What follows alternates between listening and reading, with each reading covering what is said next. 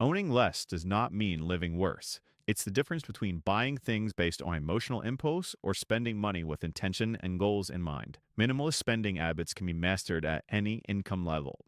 Most people think about being a minimalist as having almost no belongings and living in a van down by the river, but that's just not the case. Minimalism concepts play a huge factor in how a person should look at their finances. My name is Ben, and I explain money and finance concepts using three different versions of myself. Broke Ben does not understand finance or money at all. He is reckless with his spending, and he is unaware of how his financial decisions impact his future. Budget Ben is what most people aim for on their financial journey. He understands money very well, and he makes the correct decisions based on the situation and environment. Baller Ben has the same understanding of money as Budget Ben, but he also knows how to build wealth and increase his net worth. This version of Ben is the goal of many entrepreneurs. Let's take a look at how these three versions of myself approach minimalist spending habits in different ways, and how you can learn from each of them when it comes to making decisions on what to spend your money on and if or when it makes the most sense. Broke Ben makes $90,000 a year. Sounds solid, right? His place looks like a showroom. Big TV, sleek furniture, the latest gadgets in every corner. But behind the scenes, he's only one unexpected bill away from panic. Budget Ben has an income of $55,000. He has a much smaller setup, fewer things, nothing flashy, but here's the twist. He's calm, he's got savings, he's got breathing room. And then there's Baller Ben, who is not defined by income, but by something way more powerful. Because this story is not about how much money you make. It's about what you keep and what your lifestyle quietly steals from you. Broke Ben thinks income equals wealth. He thinks that since he makes more money, he's worth more. But his money flows out just as fast as it comes in. Every dollar already has a job. Rent, car payment, subscriptions, and upgrades. Budget Ben plays a different game. He doesn't chase appearances. He controls his spending. So even with less income, more money stays with him. And Baller Ben understands the truth most people miss. Wealth isn't income, it's time. It's how long you could live without needing a paycheck. Here's where Broke Ben gets blindsided. He thinks the cost of something is just the price tag, but every possession comes with baggage.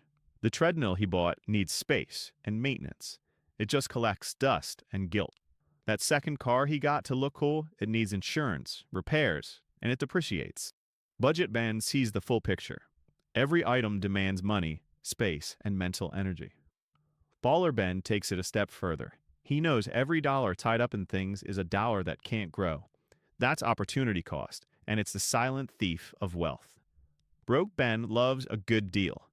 Cheap stuff, quick buys, impulse decisions, but half of it barely gets used. Budget Ben flips the equation. Instead of asking how much does it cost, he asked how often will I use it? Suddenly, a $1,000 mattress used every night is a bargain, and a $50 gadget used twice is a waste. Baller Ben lives by this as well. Every purchase earns its place over the finish line, and if it doesn't, that purchase doesn't get made. Ask yourself this: if something you own disappeared today, would you buy it again? Broke Ben wouldn't even notice half of his stuff was gone. That's how little value it brings. Budget Ben starts questioning everything. If it's not worth replacing, it's probably not worth having at all.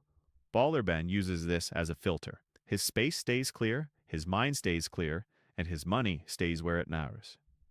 Broke Ben also likes to upgrade constantly. New phones, new couch, new car, not because he needs it, but because he's bored. And boredom is expensive. Budget Ben waits. If something works, it stays. Simple as that. Baller Ben understands this system very well. Most upgrades aren't about improvement, they're about marketing, and every unnecessary upgrade is a direct hit to your future wealth.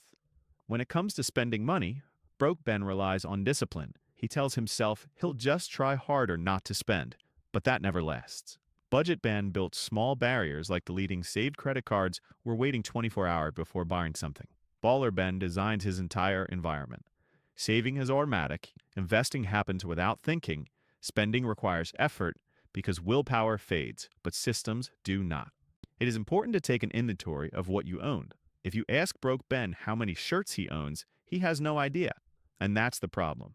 We underestimate how much we already have.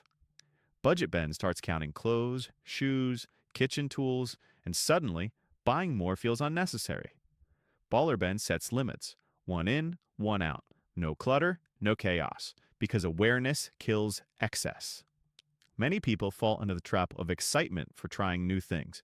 Broke Ben gets excited about new hobbies. He buys everything up front and then quits 2 weeks later.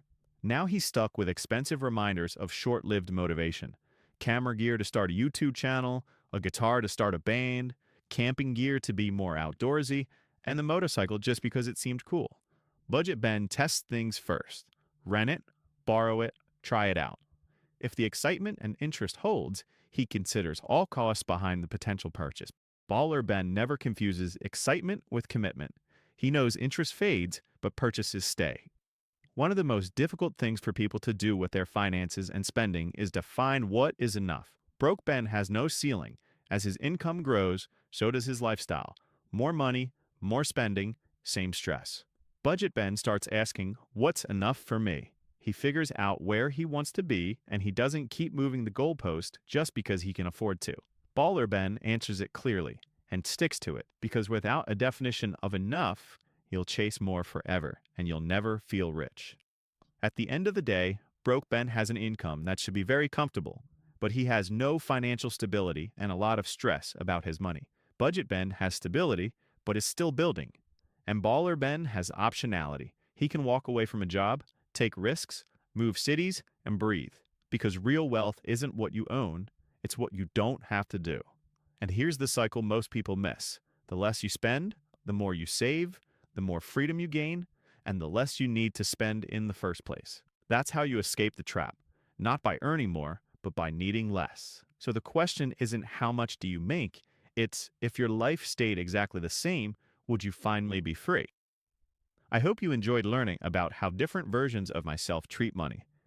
My goal is to help you understand which version of yourself you currently are and which version of yourself you are trying to become. By implementing these numerous spending habits into your regular life, you will find that your financial stability may increase while your stress levels decrease. Be sure to subscribe and continue learning personal finance tips from the Money Faces of Ben.